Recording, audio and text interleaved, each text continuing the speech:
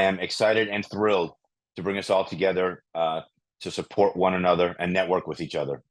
Although I now have many connections to CF, having been involved with the foundation since 2010, my direct connection is as the godfather to almost 14-year-old Delaney Banker, who is living with cystic fibrosis. When Delaney was born, the median age of survival was 37. As of yesterday, which I'm sure many of you all saw, for someone born in the last 3 to 4 years, it's now 61. An amazing improvement. We should celebrate that, but recognize that we're in this until it's done and until we find a cure for all people with CF. As chair of the Miami Great Strides for 9 years, I realized early on that for our overall walk to grow our fundraising totals, we'd have to reach out through different avenues like passion events. I've been passion fundraising since 2013 with many events over the years, including our signature Kick CF Celebrity Kickball Tournament that celebrated its 11th year this past March. I am passionate, pun intended, about passion fundraising. As a chair of the Leadership Council, it's important for me that volunteers connect with one another and share ideas to make passion fundraising more common in the CF community so that we can raise more money to find that cure. So thank you so much for joining us. As a Leadership Council, we get to see so many cool activities and events that you all are doing in your local communities. Events and activities that supporters are hosting in their local communities never cease to amaze me. We see everything from tournaments, including softball, volleyball, cornhole, pickleball, kickball, you name it, and other activities like cookie decorating contests, scrapbooking, theme parties, trivia nights, and comedy shows, just to name a few. By the way, I know it's been a busy Great Strides season for many of our chapters, but even if your Great Strides event or the event that you support has concluded, fundraising is a 365-day-a-year proposition for the CF Foundation. You can do a passion fundraiser to support your peer-to-peer event, golf, gala, etc., or even if it's not tied to a CF event. Passion events are always welcomed and encouraged. That's what we're here to promote and to talk about tonight. The Passion Fundraising Leadership Council worked on launching the online Passion Fundraising Toolkit, which lives on passion.cff.org. The toolkit has been out for a little over a year. If you have not utilized this resource yet, please take some time to check it out. We have tools to help you better use the Passion platform, templated events like our kickball tournament, fitness events, egg your yard, hosting a spaghetti dinner, and others. You can also find auction resources, sample event budgets, and other valuable resources. If you're joining us tonight because you're thinking about hosting a passion fundraising event, thank you. We hope today's presenters will give you some valuable tips to help you get started and that you'll find value in connecting with others in our breakout rooms. Myself, the panelists here today, and all of our Leadership Council members are here to support you. So please, if you hear something today from one of our panelists and would like to connect individually, we'd be more than happy to continue to connect after today's call.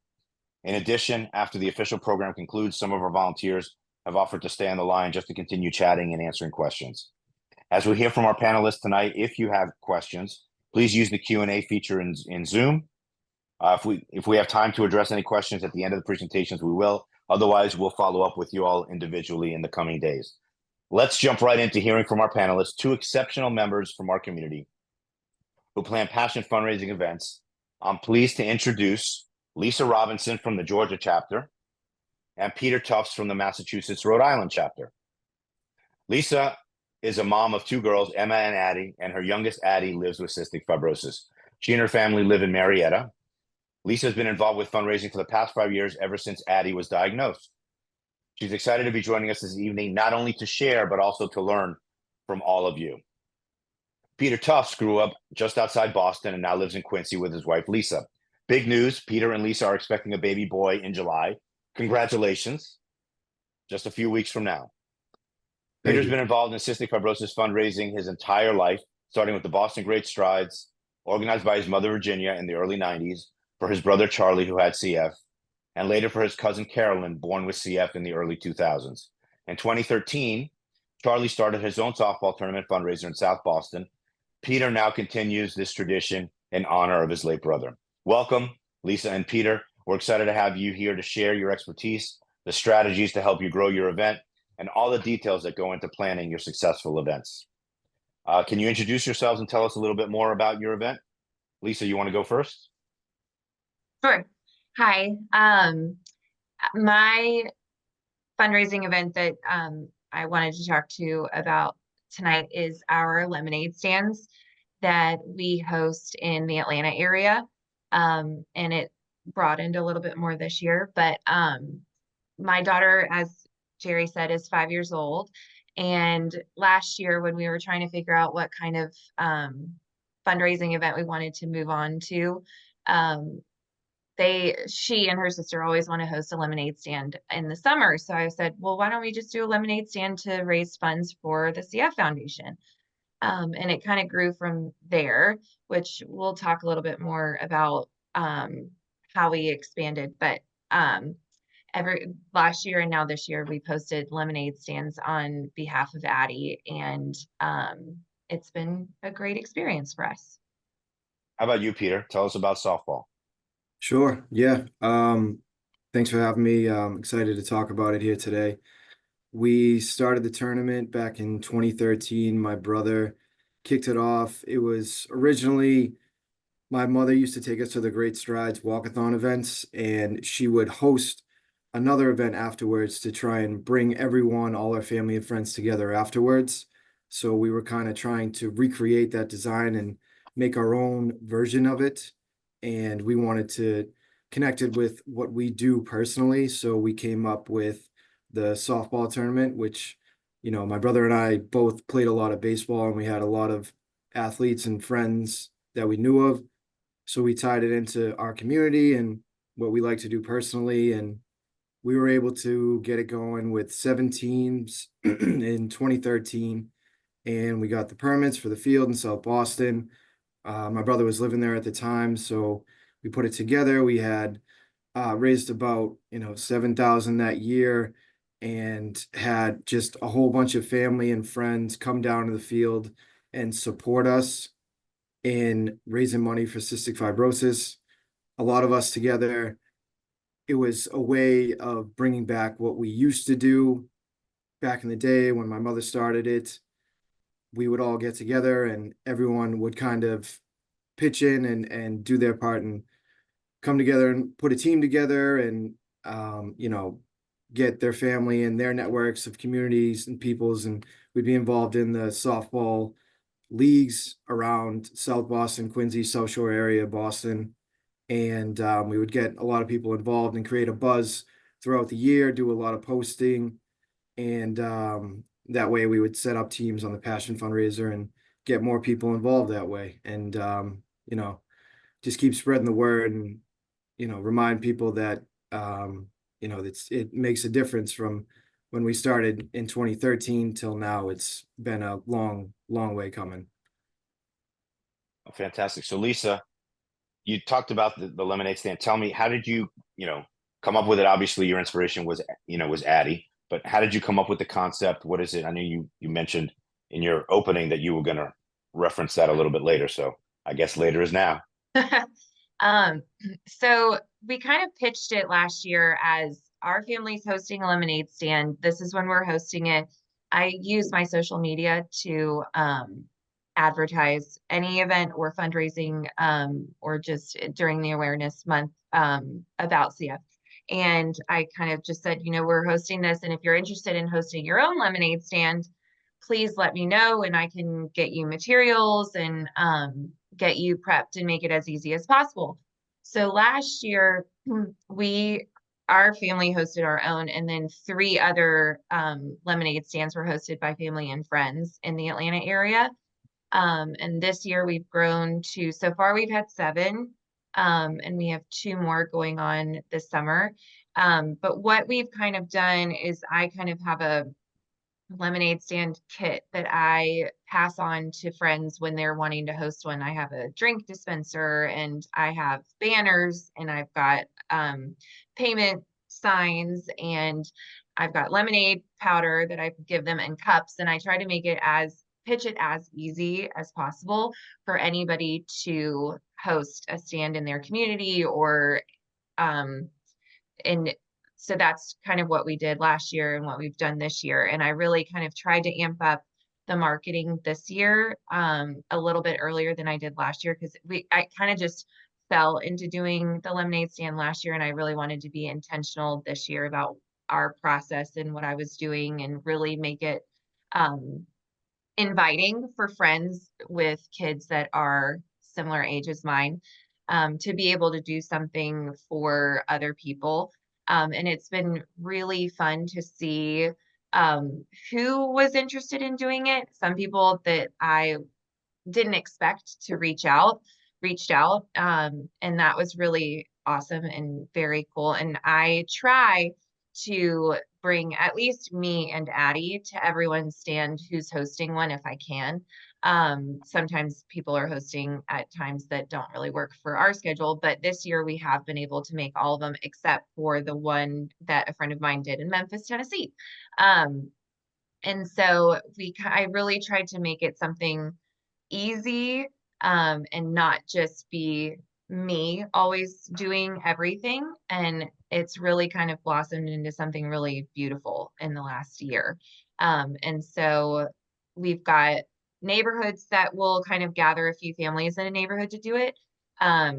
We hosted ours at a public playground area to make it a little bit more accessible to people outside of just our neighborhood. And then a preschool friend of Addie's, her mom reached out to like a shopping complex near us that has a green space. And they host a bunch of events, and they are allowing us to have a lemonade stand at their monthly kids event, which we've done one so far, and that was really amazing. And they did all kinds of signage for us, and it was very official looking. And so, we've had a variety of different things, but it's been really fun for Addie to have her friends now involved in the process. It's not just parents and me and her dad fundraising. It's more getting kids involved, them understanding a little bit more about Addie. She's advocating for herself, and it's really been a beautiful thing to watch. Well, that's fantastic. So, I mean, I love the fact that you're getting the young people involved, and we'll probably get into that a little bit more. Peter, tell me, how do you approach your friends and family to support? What's your pitch? How do you ask them to form a team or, get involved in your event? Yeah. So, like I said, I played in a lot of leagues and tournament and around the area. So I had some friends and family that played for certain teams in the area. So I would reach out in the community and I'd be available and go to a lot of different events, baseball games. I'd connect with a lot of my friends who have, may coach a baseball team, a high school baseball team, and I'll just talk to them and say, hey, they'd come to me and say, I'd interested in putting a team in for the tournament this year because it's grown and it's created some buzz around it. So a lot of people want to play, and now it's more the younger generation that are coming in, and some of the older generations of people are now not able to hack it at some time. So maybe we're looking for some younger people to come and play in the tournament. But a lot of times I'll send out a text or an email to the captains, and what I basically say is, try and get a roster together, and I know that they'll order their t-shirts to go along with it, and then along with that there's a fundraiser goal that they have to reach. So those are the three things that they have. I send them out dates for the tournament.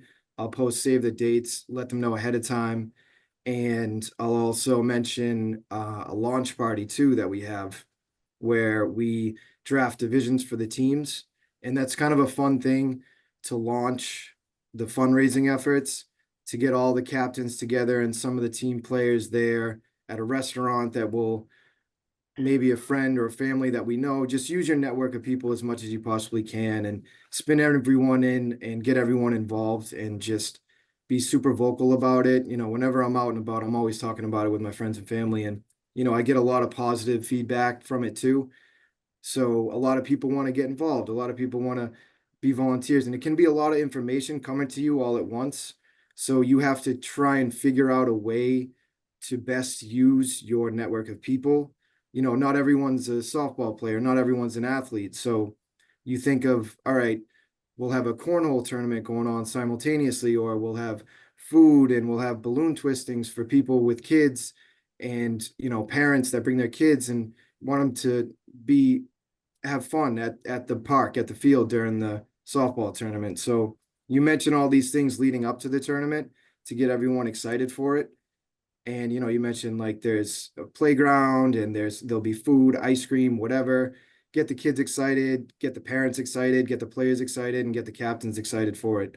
And just keeping everyone, entertained and making sure everybody's having as fun as possible. That's really what it is, because you're out there, you're playing softball all day, having a good time. But at the end of the day, you're doing something really positive and hammering that home and hammering that message home and just reminding everyone how important it is. And, every dollar amount counts for these fundraising efforts, and just reminding people what it's for and that it's actually truly making a difference too, and showing them the results too, and having fun with it.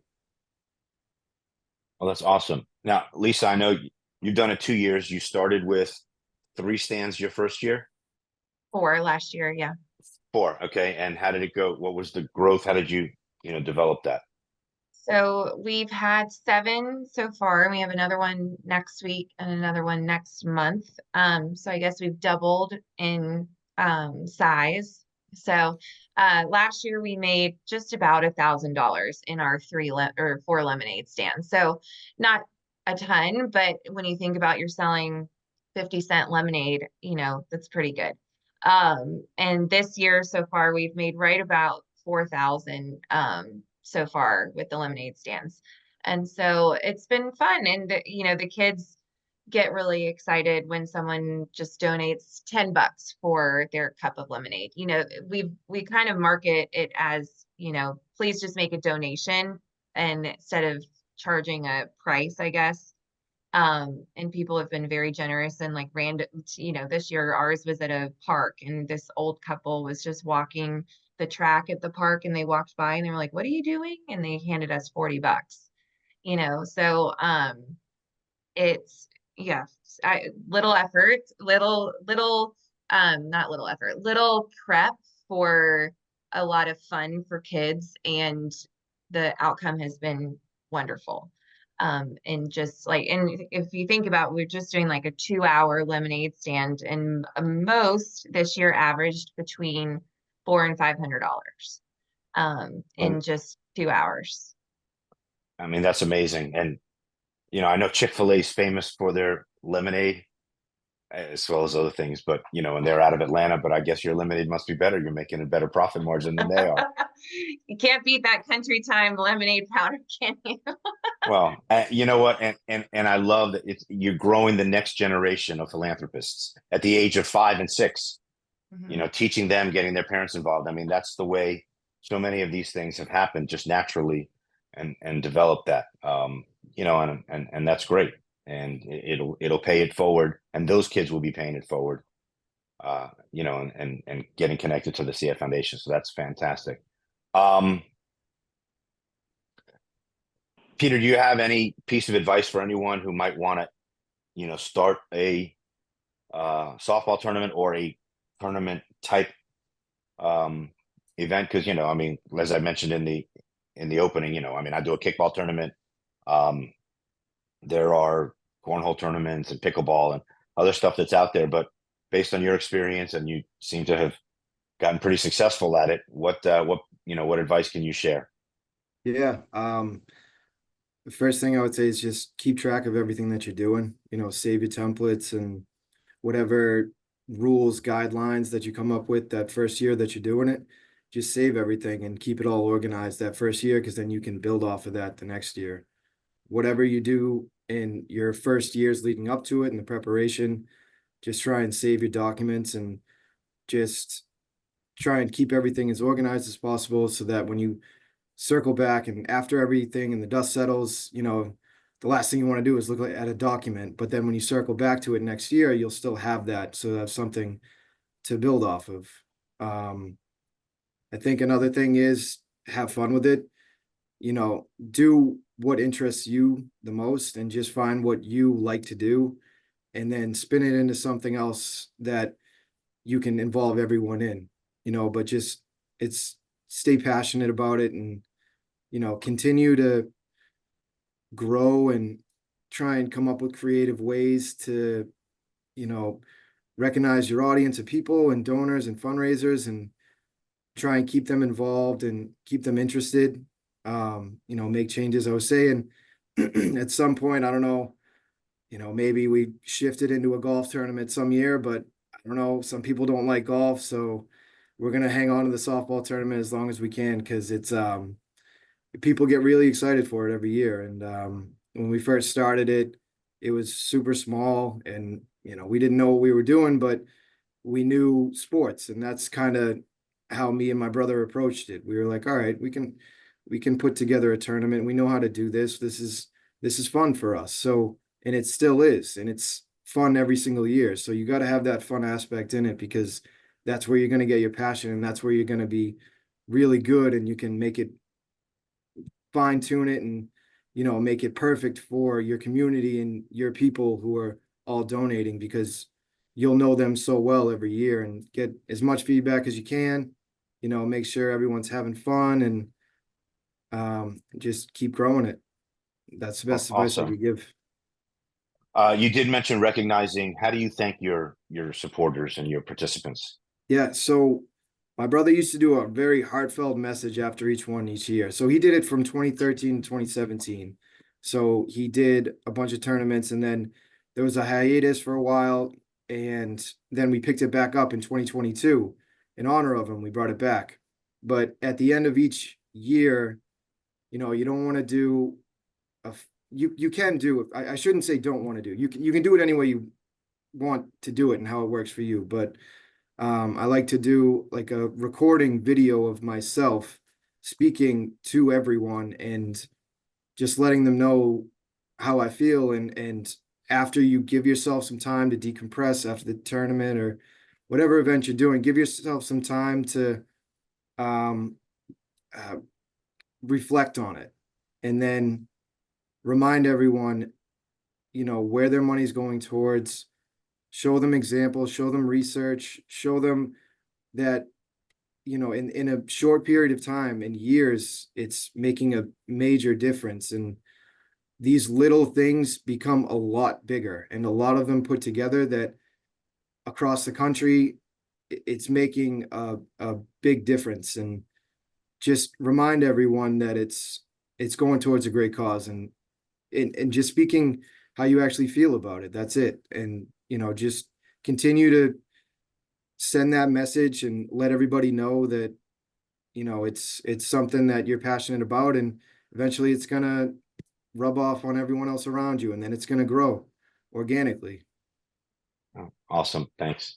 Lisa, what about you? What's your advice? And then how do you thank your lemonade stand hosts and I guess your purchasers or donors or I think my advice when it comes to whatever fundraising event or thing that you're wanting to do is, no matter what size you think it might be, just try. And it can be small, it can be a bake sale, it can be whatever. But if you're excited about it and you get your kid, like if you have kids, get your kids excited about it.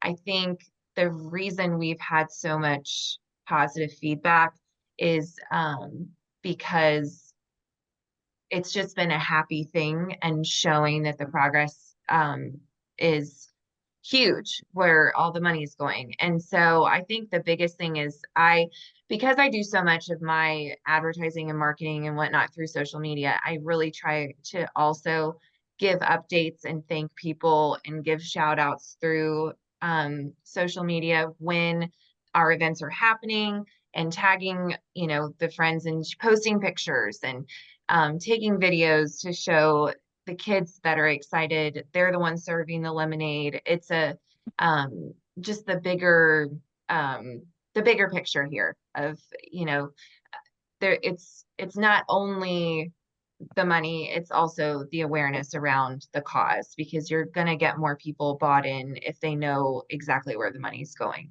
And so what I did, I guess last week, was with that, the file with all the updates of the data from I guess it was 2019 to 2023, I sent an email to all of our like Great Strides members of our team.